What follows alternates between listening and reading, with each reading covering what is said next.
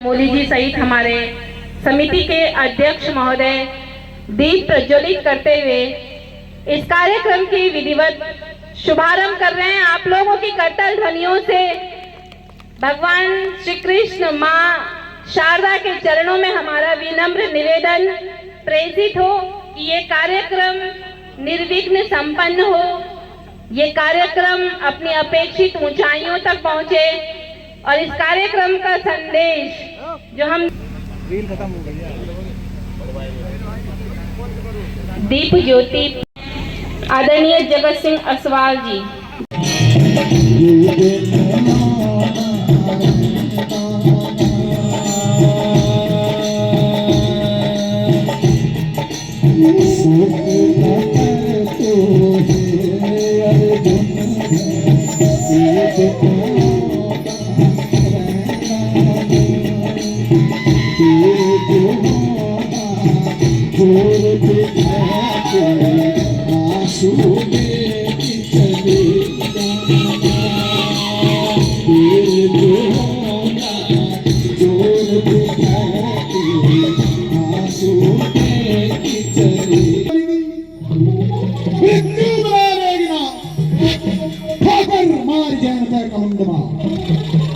का दिन चले गया, सूरज अस्त हो, सूरज अस्त हो तक को संहार करो और पापी जगत व्यक्त करने की आज पक्की प्रतिज्ञा करो।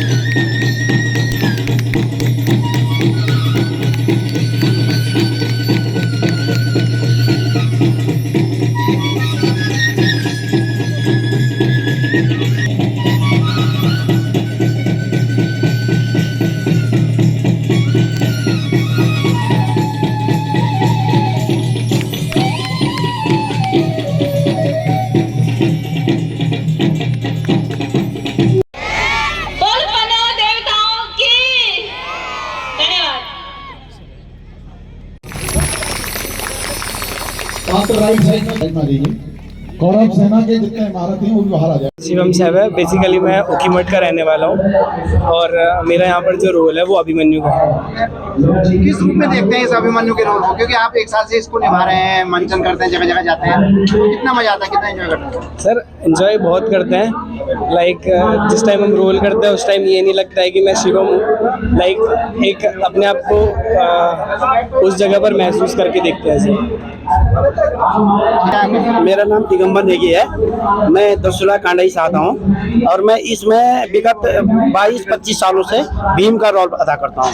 20-22 साल हो गए इस संस्था को, 27 साल। तो जितने भी चक्रव्यूह हुए हैं अभी तक डॉक्टर राकेश भट्ट के उसमें, तो मैंने हमेशा भीम का रोल किया है।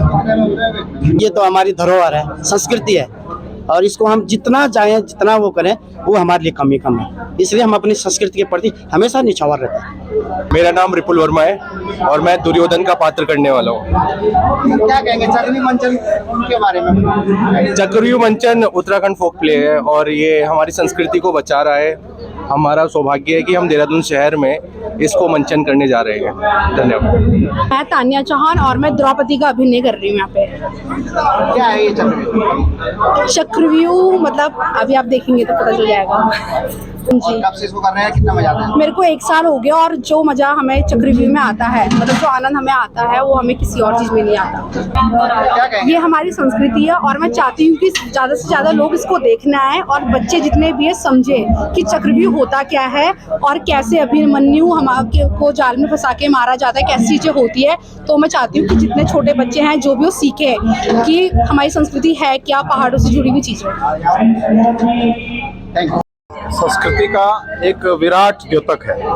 केदार खंड में अगर आप जाएं तो इसमें स्पष्ट है उल्लेख है कि पांडवों की जब केदार यात्रा हुई थी या पांडवों ने जब बहुत बड़ा अज्ञातवास का जब अवधि जो बिताई थी वो केदार क्षेत्र में बिताई। केदार क्षेत्र में पांडवों के अधिवास के बाद वहाँ के लोगों ने उन्हें अपना पूर्वज और अपना वंशज माना और उनके पूरे अनुष्ठान अपनाए। क्योंकि वो उनको अपना वंशज मानते हैं, केदारवासी या पहाड़वासी या उत्तराखंडवासी, तो अपने वंशजों के प्रति एक अनुष्ठान का एक भाव है पांडव लीला। और पांडव लीला के मध्य बहुत से ऐसे हमारे नाटक होते हैं जिनमें से एक सबसे लोकप्रिय नाटक चक्रव्यूह माना जाता है। चक्रव्यूह महाभारत के 13वें दिन के युद्ध की घटना है जिसमें अर्जुन के लिए ये चक्रव्यूह रचा जाता है, लेकिन अर्जुन उसे उस दिन दूसरे युद्ध में कहीं गया होता है और गुरु द्रोण इस अवसर का फायदा उठाते हुए चक्रव्यूह की रचना करते हैं। उन्हें मालूम है कि आज पांडवों के बीच कोई भी ऐसा महारथी नहीं है जो इस चक्रव्यूह को भेद सकता है, लेकिन किंवदंती है कि वीर अभिमन्यु ने माता सुभद्रा के गर्भ में अर्जुन से एक रात चक्रव्यूह भेदन की कला सुनी और गर्भ में उसने ये विद्या ग्रहण की। दुर्भाग्य ये था कि 7वें द्वार की जब विद्या अर्जुन बता रहे थे सुभद्रा को, तो सुभद्रा को नींद आ गई और ऐसा कहा जाता है कि 7वें द्वार की विद्या को वो जान नहीं पाया। 6 द्वार की जो कला है उसको पूर्ण करते हुए, 6 द्वार के युद्ध को पूर्ण करते हुए अभिमन्यु जब 7वें द्वार पर पहुंचा तो अनभिज्ञ होने के कारण 10 महारथियों ने घेर करके अभिमन्यु को मार दिया। और ये जो मार्मिक घटना है ये अधर्म की शुरुआत महाभारत के युद्ध में हुई। ये काल भी उस दिन रोया था और जब ये अधर्म की शुरुआत हुई तो तब दोनों तरफ पांडवों से भी और कौरवों से अधर्म की ही शुरुआत हुई। जैसा कहा जाता है कि पांडवों ने कुछ कम तो कौरवों ने कुछ ज्यादा अधर्म किया। और ये जो 13वें दिन की घटना है ये महाभारत युद्ध के घटना की सबसे मार्मिक घटना है, इसलिए ये हमारे लोक समाज में सबसे प्रचलित है, सबसे ज्यादा किया जाने वाला है। और आज भी अगर आज भी हम अपने समाज में देखते हैं तो जगह जगह हम अलग अलग तरह के चक्रव्यूहों में घिरे हुए हैं, कई षड्यंत्रों में घिरे हुए हैं। तो ये समकालीन है, ऐसा नहीं है कि द्वापरकालीन है। ये हर युग में इस तरह के चक्रव्यूह बनते आए हैं और हर युग में इस तरह के अभिमन्यु घेर करके मारे गए। है कि हमारे जो स्थानीय लोग जितने भी हैं वो चक्रव्यूह के मंचन को देखने के लिए बहुत उत्साहित हैं और बस कुछ ही क्षणों में चक्रव्यूह का मंचन शुरू हो जाएगा। और जो उत्सव ग्रुप है डॉक्टर राकेश भट्ट जी के निर्देशन में चक्रव्यूह के मंचन के सारे कलाकार तैयार हैं और बहुत उत्साहित हैं सभी लोग कि मंचन देखने के लिए। पहाड़ों में चक्रव्यूह की बहुत ज्यादा मान्यता है क्योंकि सांस्कृतिक देखिए ये हमारी पौराणिक विरासतें हैं। पांडव नृत्य हो और पांडव नृत्य का ही एक भाग है चक्रव्यूह मंचन। तो हमारे गांव में तो हर साल पांडव नृत्य का आयोजन होता है और यहाँ पर भी क्योंकि हमारे पहाड़ों के सारे लोग इधर धीरे धीरे करके शिफ्ट हो रहे हैं अपनी आजीविका के लिए, शिक्षा के लिए, तो इसलिए हम लोग चाहते हैं कि अपनी उन संस्कृतियों को हम जहाँ भी रहें हम पुनर्जीवित करें। तो इसी उद्देश्य से यहाँ पे चक्रव्यूह मंचन का आयोजन किया जा रहा है।